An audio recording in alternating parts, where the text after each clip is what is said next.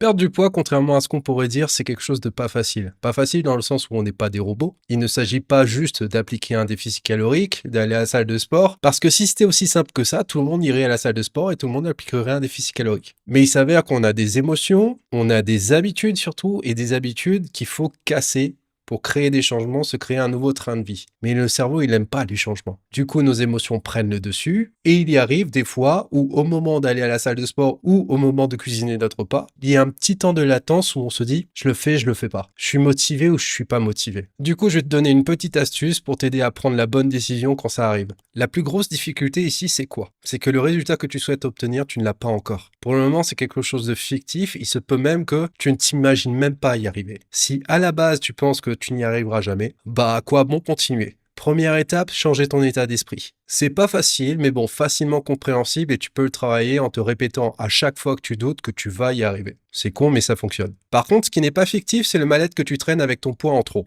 T'as du mal à te regarder. Lorsque t'es en public, à la plage ou à la piscine, tu réfléchis à 2 fois avant d'enlever ton t-shirt. Et le pire du pire, c'est que tu termines chaque journée avec une espèce de mal-être qui, comme tu le sais, est généré par le fait de ne pas avoir fait suffisamment de choses pour sortir de cette situation. La culpabilité. Du coup, ce que tu peux faire, c'est utiliser cette douleur comme un moteur puissant. Au moment où tu te diras, ouais, j'ai pas envie, oh là c'est dur, j'ai la flemme, etc. Pense à cette fin de journée. À cette fin de journée où tu es pas bien.